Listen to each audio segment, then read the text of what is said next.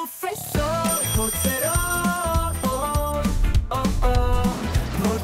professor, nora sottori aisor, professor,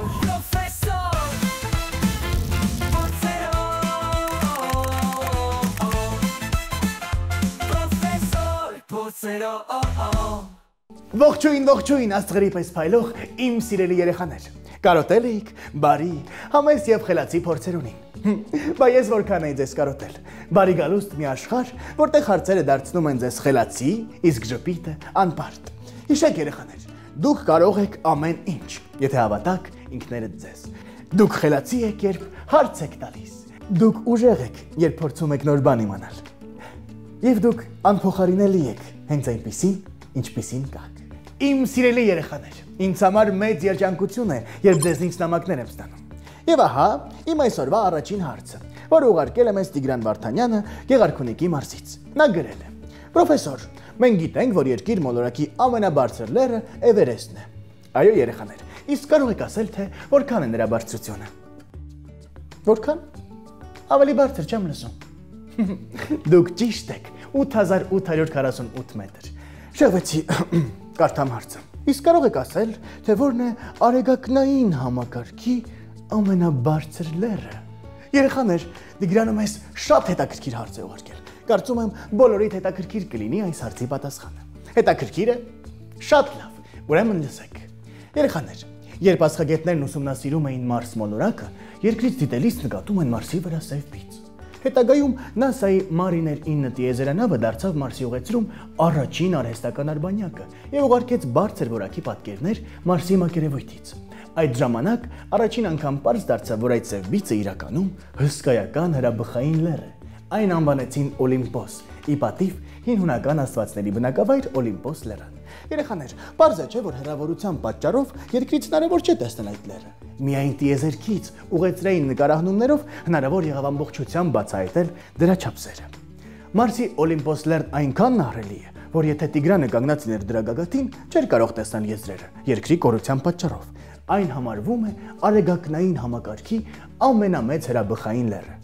Իսկ ինչու է համարվում հրաբխային։ Երեխաներ, այս լեռն ունի վահանաձև տեսք, երկար ժամանակ շարունակվող հրաբխային ակտիվության արդյունքում։ Մարսում չկա երկրաշարժ կամ տեկտոնիկ սալերի շարժ, եւ նույն տեղում հրաբխային նյութը միլիոնավոր տարիներ շարունակ կուտակվել է, առաջացնելով այս հսկայական լեռը։ Երեխաներ, այս լեռան մակերեսը նույնքան մեծ է,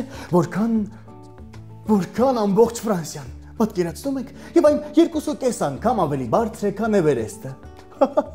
Երեխաներ, պատկերացնում եք ինչ կլինի, եթե բարձրանաք այդ լեռան վրա, որը գտնվում է արեգակնային համակարգում, ուրիշ մոլորակի վրա։ Հրաշալի է, չէ՞։ Հրաշալի միտք է, պետք է փորձել։ Հարցերոն։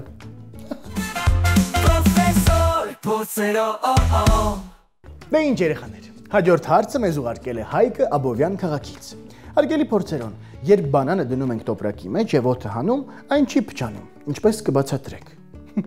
Շատ եմ սիրում այսպիսի հարցեր, երբ գիտությունը առօրյա կյանքի հետ է կապված։ Հայկ, դու գիտես, որ օդում կա թթվածին, իսկ թթվածին սիրում են նաև մանրեները։ Շատ մանրեներ, բակտերիաներ ու սնունդը փչացնող միկրոօրգանիզմներ զարգանում են թթվածնի առկայությամբ։ Երբ դու հանում ես օդը, դրանք շնչելու բան չեն ունենում, այսինքն չեն աճում եւ չեն զարգանում։ Հետևաբար չեն փչացնում միրգը։ Անոթ տարածության մեջ դրանք վերանում են։ Թթվածինը նաև նպաստում է օքսիդացմանը։ Օքսիդացում նշանակում է նյութերի քիմիական փոխազդեցությունը թթվածնի հետ։ Օրինակ, երբ խնձորը կտրում ես, այն շագանակագույն է դառնում։ Այդ մասին ես արդեն խոսել եմ։ Դե հիմա պատկերացրու, եթե օդ չլինի, օքսիդացումը տեղի չի ունենա, կամ շատ դանդաղ կլինի։ Տոպրակը նաև պահպանում է ներսի խոնավությունը, եւ միրգը չի չորանում ու չի կորցնում իր հյութեղությունը։ Բանանը արտադրում է էթիլեն, որը նպաստում է մրգի արագ հասունացմանը։ Վակուումի մեջ այդ գազը ազատորեն չի շրջում, եւ հասունացման գործընթացը դանդաղում է։ Երեխաներ, դուք էլ կարող եք այս փորձը անել եւ ինձ հետ կիսվել։ Սա գիտություն է ձեր խոհանոցում։ Հիմա պարզ է ինչու միրգը չի փչանում տոպրակի մեջ։ Շատ լավ, դուք արդեն դա գիտեք։ Իսկ մենք տեսնենք, թե ինչ նոր բան ենք իմանալու հաջորդ հարցից։ Վաու! Հաջորդ հարցը մեզ ուղարկել են միանգամից 2 հոգի։ Մեր հարցասեր Էմիլի եւ Էլեն Պետրոսյաններին շատ հետաքրքրում է, թե ով է աշխարհի ամենահարուստ մարդը, ինչպես եւ որտեղ է նա ապրում։ Բավականին հետաքրքիր հարց է։ Հարցերոն դու գիտես։ Հարցերոն։ Լավ։ Հարցերոնը նույնպես չգիտի, Բայց պրոֆեսոր Փորձերունին այն հետաքրքրում է։ Եկեք բարձենք երեխաներ։ Այսպիսով 2025 թվականի ապրիլի դրությամբ աշխարհի ամենահարուստ մարդը Իլոն Մասկն է։ Նրա կարողությունը գնահատվում է 342 միլիարդ դոլար։ Դա շատ մեծ կարողություն է երեխաներ։ Իմ հետաքրքրասեր փոքրիկներ։ Իլոն Մասկը բնակվում է ԱՄՆ-ի Տեխաս նահանգի Օստին քաղաքում։ Նա մի մեծ առանձնատուն է գնել եւ ապրում է իր 11 երեխաների հետ։ Նա հիմնադրել եւ ղեկավարում է մի շարք առաջատար տեխնոլոգիական ընկերություններ։ Երեխաներ, այս մարդը ուղղակի բիզնեսմեն չէ։ Նրա նպատակն է ձևավորել մարդկության ապագան։ Օրինակ, ստեղծել այնպիսի բնակավայր Մարսում, որտեղ մարդիկ կարողանան ապրել։ Հետաքրքիր գաղափար է, չէ՞։ Հիշեք երեխաներ, ապագան դեռ չգրված հեքիաթ է։ Իսկ ամեն գեղեցիկ հեքիաթ սկսվում է մի փոքրիկ երազանքով։ Պրոֆեսոր Փորձերուն։ Professor Փորձերուն։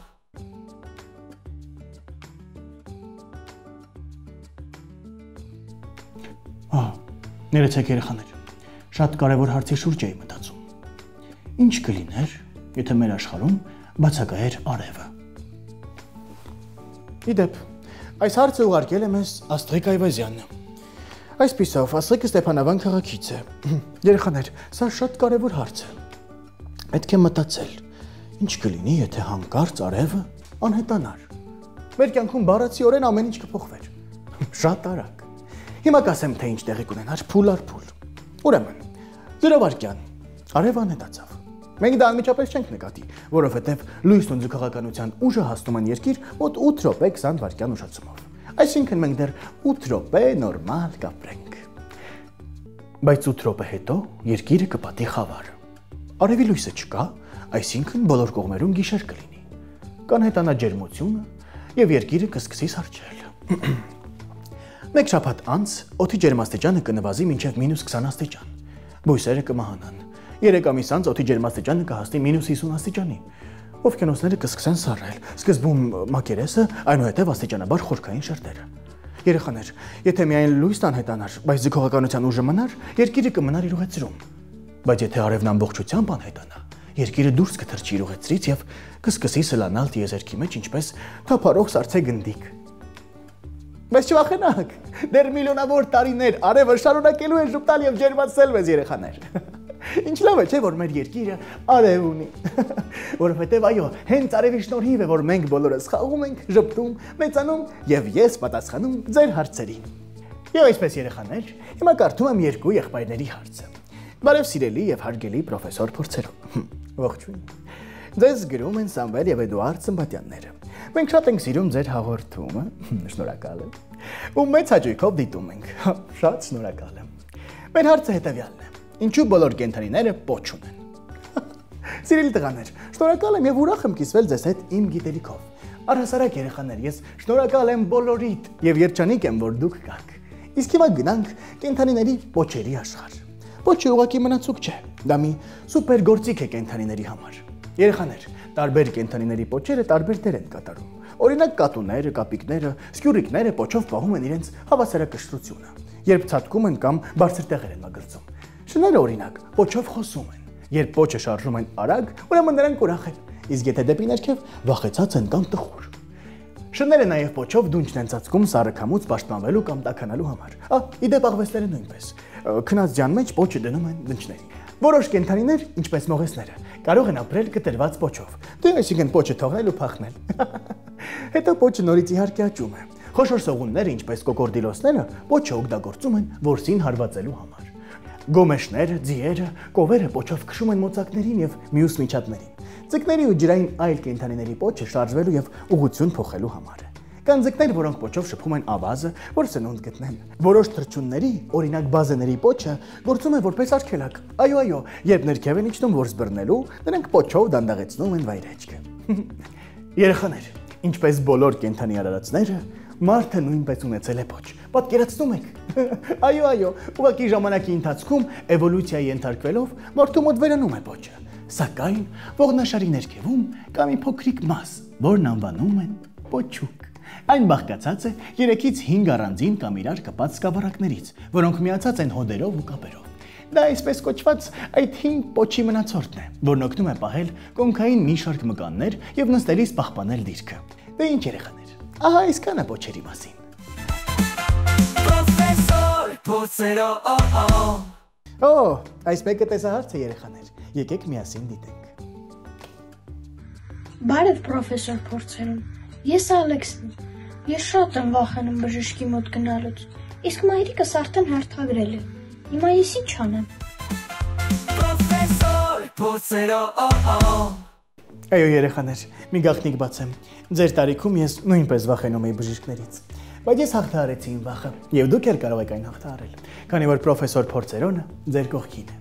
Իսկ հիմա, հենց այս րոպեին, Աքսանայի հետ միասին կօգնենք ձեզ։ Դե ինչ, գնացինք։ Պրոֆեսոր փորձերով Ողջույն սիրելի երեխաներ, այսօրվա մեր թեման մանկական վախերից մեկն է՝ վախ բժշկից։ Բժշկական միջամտություններից անհանգստանալը բնական է։ Շատ երեխաներ, նույնիսկ մեծահասակներ վախենում են բժշկի մոտ գնալուց։ Դա լինում է հիմնականում մի քանի պատճառներով։ Անորոշություն, երբ չգիտես, թե ինչ է լինելու բժշկի սենյակում, դա կարող է առաջացնել վախ։ Անհարմարություն կամ ցավ, կարող է պատահել, որ նախկինում ցավ կամ տհաճություն ես ունեցել։ Շրջապատի ազդեցություն, երբեմն ընկերները կամ ընտանիքի անդամները կարող են պատմել սարսափելի պատմություններ, որոնք կարող են առաջացնել վախ։ Հաճախ ծնողները վախեցնում են երեխաներին նշելով, որ եթե խելոք չպահես, բժիշկը կգա եւ կսրսկի։ Բայց պետք է հիշել, որ բժիշկը քո բարեկամն է եւ նրա նպատակը քեզ օգնելն է, ոչ թե ցավեցնելը կամ վնասելը։ Մենք երեխաների հետ անցկացրել ենք հարցում. վախենում եք բժշկի մոտ գնալուց, թե ոչ։ Երեխաների մի մասը նշել է այո, մի մասը ոչ։ Եկեք ծանոթանանք պատմությանը եւ հասկանանք, թե ինչ է պետք անել, երբ վախենում ենք բժշկի մոտ գնալուց։ Սա Դավիթն է։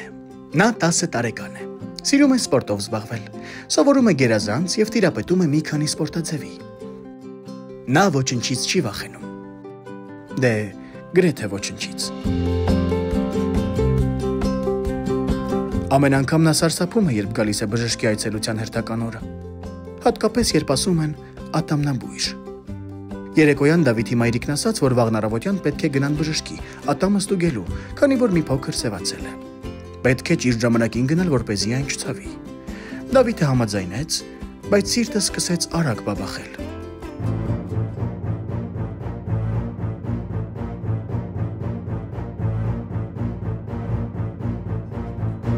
Չեք կարծում, ինչպես կվարվի Դավիթը։ Նա չէր ցանկանում մայրիկին ասել, որ վախենում է բժշկից, բայց նաև չէր կարողանում հաղթահարել այդ վախը։ Ինչ անել, երբ վախենում ես բժշկի գնալուց։ Երեխաներ, վախը մեր պատասխան արձագանքն է անորոշությանը։ Եկեք դիտենք այն տարբերակը, որտեղ Դավիթը կտրվի վախին եւ չի գնա բժշկի։ Որոշ ժամանակ անց Դավիթի ատամը սկսեց ցավել։ Նա էլ չէր դիմանում, ոչ կարողանում էր քնել, ոչ կարողանում էր ուտել, ոչ կարողանում էր հանգիստ նստել։ Այս պարագայում պարզվեց, որ ժամանակին բժշկի չգնալու պատճառով նրա ատամը բորբոքվել է եւ հիմա պետք է այն հեռացնեն, իսկ դա ավելի ցավոտ է լինելու։ Դավիթը մտածում էր, ավելի լավ էր սկզբից էլ գնայի, ավելի հեշտ կլիներ։ Բայց ինչպես պետք է հաղթահարել վախը։ Երբ Դավիթը չգնաց բժշկի, նա կարծեց, թե խուսափեց ցավից, բայց իրականում վախը կառավարեց նրան։ Երբ վախը պահում ենք մեր ներսում, այն մեծանում է։ Նա սկսեց ցավը զգալ, որը ավելի ուժեղացավ։ Բժշկի չգնալը ավելի բարդ իրավիճակի պատճառ դարձավ։ Երբ Դավիթը խուսափում էր բժշկի գնալուց, նրան թվում էր, թե պաշտպանվում է իր պատկերացրած վտանգից։ Մտածում էր, եթե չգնա, ցավել չի ունենա։ Բայց տեսանք, թե խուսափումը ինչպիսի ցավ եւ խնդիրներ պատճառեց նրան։ Երեխաներ, երբ խուսափում ենք վախենալու իրավիճակներից, վախը հաղթում է մեզ։ Եվ պետք չէ կարծել, որ վախը անպարտելի է։ Հիմա մի քանի հուշումներ կտամ, որոնք կօգնեն ձեզ թույլատրել բժշկի մոտ գնալու վախը։ Առաջին, փորձեք հասկանալ, թե հատկապես ինչից եք վախենում՝ անծանոթ միջավայրից, ցավից, թե բժշկից, որ չգիտեք, թե ինչպես պետք է ձեզ բուժի։ Ինչքան հստակ գիտեք վախի պատճառը, այնքան ավելի հեշտ է լինում այն հաղթահարել։ Երկրորդ, նախքան բժշկին այցելելը կարող եք տանը խաղարկել այդ իրավիճակը։ Ծնողների հետ կամ խաղալիքների հետ կարող եք խաղալ բժիշկ-բժիշկ խաղը, որտեղ դուք կարող եք լինել բժիշկը, բուժել նրանց եւ հակառակը։ Այսպես դուք կպատկերացնեք, թե ինչ է ձեզ սպասվում բժշկի սենյակում եւ կանխատեսելիությունը կօգնի ձեզ թույլատրել ձեր վախը։ Առավոտյան, երբ Դավիթն արթնացավ, նա դեռ վախենում էր։ Նա չէր ցանկանում գնալ բժշկի, բայց մտածեց. ինչից եմ վախենում։ Գուցե ցավից։ Իհարկե, ցավը հաճելի զգացողություն չէ, բայց դա նրան չի վախեցնում, քանի որ սպորտում նրա ունեցած հաղթանակները նրան սովորեցրել են չվախենալ ցավից։ Մտածելուց հետո նա հասկացավ, որ վախենում է բժշկից։ Ամեն անգամ նրան պատկերացնում է վախենալու կերպարանքով, եւ այդ վախը հաղթահարելու համար նա սկսեց պատկերացնել իրեն բժշկի դերում։ Նա հավաքեց իր խաղալիքները, պատկերացրեց, որ ինքն է բժիշկը, սկսեց ստուգել իր հիվանդներին։ Այդ օրը նա բուժեց բազմաթիվ հիվանդների։ Դավիթը հասկացավ, որ բժիշկ լինելը այնքան էլ վախենալու մասնագիտություն չէ, բայց նա դեռ շարունակում էր վախենալ։ Ինչ անել հիմա, մտածում էր Դավիթը։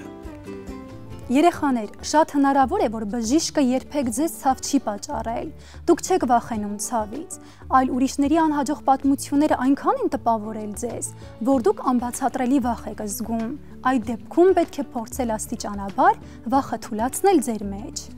Կարող եք պայմանավորվել ինքներդ ձեզ հետ։ Ես գնում եմ բժշկի, որ առողջ լինեմ։ Ես կարող եմ դա անել։ Անգամ կարող եք ինքներդ ձեզ խրախուսել։ Բժշկի մոտ գնալուց հետո, օրինակ, գնալ ֆիլմ դիտել կամ զբոսնել։ Բժշկի մոտ գնալուց առաջ կարող եք անել շնչառական վարժություններ, լսել հանգստացնող երաժշտություն։ Այս քայլերը կօգնեն ձեզ թուլացնել լարվածությունը եւ վախը։ Դավիթը հասկանում էր, նա չի վախենում բժշկից, չի վախենում ցավից, նա պարզապես վախենում է իր իսկ մտքերից։ Այդ պատճառով նա վերցրեց թուղթ եւ գրիչ, վրան գրեց «Ես Դավիթն եմ», ավելացրեց «Ես ուժեղ եմ, որովհետեւ ես հասկանում եմ, որ բժիշկն ուզում է ինձ օգնել։ Ես կարող եմ շունչ քաշել եւ հանգստանալ։ Ես կարող եմ սա հաղթահարել։ Ես մենակ չեմ։ Շատերն են վախենում եւ հաղթահարում են։ Իսկ եթե վախենում եմ ես, հիշում եմ, վախը կանցնի, իսկ ես ավելի ուժեղ կդառնամ։ Ես հպարտ եմ իմ համարձակ քայլի համար։ Նա կարդաց իր գրած տողերը, ոգևորվեց եւ վերջում ավելացրեց. Ես համարձակ եմ։ Ես վստահ եմ։ Ես գնում եմ բժշկի, որովհետեւ սիրում եմ ինձ։ Այս տողերը գրելուց հետո նա հասկացավ, որ հաղթահարել է իր վախը։ Սա Դավիթն է, եւ նա չի վախենում ոչնչից, անգամ բժշկի գնալուց։ Դավիթը գնաց բժշկի մոտ, հասկացավ, որ իր վախը մեծ էր մտքում, ոչ իրականում, եւ այդ հաղթանակը մնաց նրա հետ որպես ինքնավստահություն։ Այժմ երեխաներ ամփոփենք, թե ինչ պետք է անել, երբ վախենում եք բժշկի մոտ գնալուց։ Փորձեք չլարվել, դրան կարող են օգնել շնչառական վարժությունները, երաժշտություն լսելը, խաղալը եւ այլն։ Փորձեք հասկանալ, թե ինչն է հատկապես ձեզ վախեցնում։ Վախի մասին անպայման խոսեք մեծահասակների հետ։ Եվ հիշեք, որ ուրիշների անհաջող վատ պատմությունները ձերը չեն, եւ բժիշկներին պետք է վստահել որպես օգնող մարդկանց, ովքեր փորձում են հոգ տանել ձեր առողջության մասին։ Այսպիսով երեխաներ, դուք արդեն գիտեք, թե ինչ պետք է անել, երբ վախենում եք բժշկից։ Մենք սպասում ենք ձեր հաջորդ հարցերին։ Պրոֆեսոր Փոսերո Դե ինչ, մենք հասկացանք, որ բժիշկներից վախենալ պետք չէ, եւ պետք է այցելել բժիշկներին առողջ մնալու համար։ Դե իսկ եթե մենք չենք վախենում գիտափորձերից, Սուսաննա վաղուց մեզ համար հրաշալի գիտափորձ է պատրաստել։ Եկեք գնանք եւ տեսնենք։ Պրոֆեսոր Փոսերո Ողջույն ձեզ երեխաներ, ողջույն ձեզ, ողջույն, Երեխուն ասեմ, սովորի նոր։ ողջույն ձեզ երեխաներ, իմ գործընկերն է Սուսիկը։ Ողջույն սիրելի երեխաներ, այսօրվա իմ գործընկերը Տաթևն է։ Սկսենք այսօրվա գիտափորձը։ Այսօրվա մեր շատ հետաքրքիր գիտափորձի համար անհրաժեշտ է ջուր, քացախ, սոդա, եգիպտացորենի հատիկներ եւ տարա։ Այո երեխաներ, այսօրվա գիտափորձի համար անհրաժեշտ է ջուր, քացախ, սոդա, եգիպտացորենի հատիկներ եւ տարա։ Սկսենք մեր գիտափորձը Տաթև։ Արիո։ Դու ինձ կօգնես։ Արիո։ Գիտափորձի անունը անվանենք պարող եգիպտացորենի հատիկներ։ Տեսնենք ինչպես է պարելու եգիպտացորենի հատիկները։ Լավ Տաթև։ Արիո։ Սկսենք։ Ուրեմն սկզբում ջուրը լցնում ենք տարայի մեջ։ Լցնենք։ Արիո։ Օգնես։ Արիո։ Թե լցրու։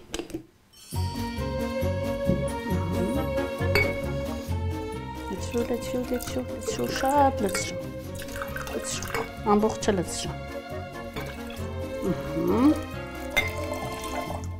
Շատ ապրես։ Իսկ հիմա ինչ ենք լցնելու։ Իսկ հիմա լցնելու ենք սոդան։ Դու կլցնես։ Արիո։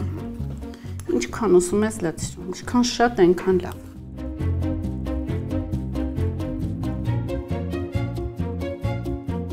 Մի հատ էլ ու բավական։ Հիմա խառնում ենք, լավ խառնում ենք, որ սոդան ու ջուրը դառնան համասեռ։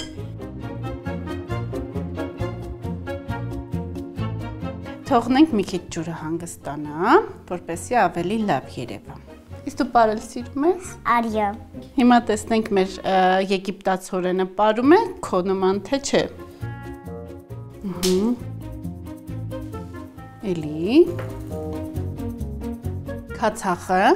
լցնում ենք ու սպասում ենք, որ տեղի ունենա ռեակցիա, եւ մեր եգիպտացորենի հատիկները պարեն։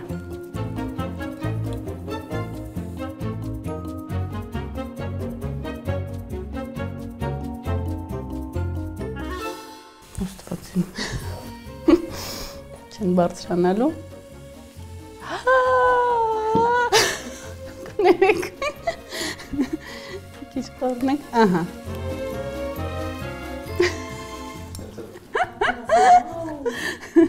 Վաու։ Նայ, բարձանում են, իջնում են ներքև նորից։ Տեսնում ես։ Հիմա բարձացել են, որովհետև շատ ուժեղ է ռեակցիան, հիմա իջնում են, նորից բարձրանում։ Տեսնում ես։ Արիո։ Պարում են։ Արիո։ Քո նման լավ են պարում։ Արիո։ Այո։ Իսկ դու ավելի լավ ես պարում։ Հիմա բացատրենք, թե ինչ տեղի ունեցավ, սիրելի երեխաներ։ Ուրեմն, երբ որ սոդան եւ քացախը խառնվեցին իրար, տեղի ունեցավ ռեակցիա, որի արդյունքում առաջացավ ածխաթթու գազ։ Իսկ այդ ածխաթթու գազը պղպջակի տեսքով կպչում է մեր եգիպտացորենի հատիկներին եւ բարձրացնում է վերև։ Այնտեղ վերևում արդեն եգիպտացորենի հատիկների մոտ կպած գազերը պայթում են եւ նորից իջնում է եգիպտացորենի հատիկները ներքև։ Նորից տեղի են ունենում նույնը, բարձրանում են եւ իջնում են ներքև։ Այնքան ժամանակ, մինչեւ որ մեր ռեակցիան կավարտվի։ Հետաքրքիր էր դա թե։ Արիո։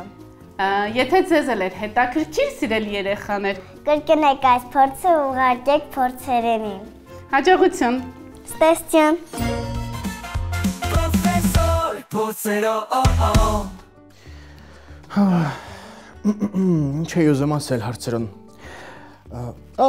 Երեխաներ, վերադարձակ, հրաշալի է։ Ձեզ դուր եկավ։ Շատ լավ է։ Իսկ ես ինչ էի ուզում ասել։ Ուզում էի ասել, որ ձեր բոլոր հետաքրքրող հարցերը կարող եք ուղարկել փորձերոն @mekTV.am հասցեին։ Իմ փոքրիկ գիտունիքներ, գիտելիքը մի կախարդական բանալի է, որով դուք բացում եք աշխարհի բոլոր դռները։ Ամեն հարց, որ տալիս եք, լուսավորում է ձեր ճանապարհը։ Դե ինչ, մինչ նոր հանդիպում, սիրելիներս։ Professor Potsero. Potsero professor. Nora sottori ai sor. Potsero professor. Professor. Potsero. Professor Potsero.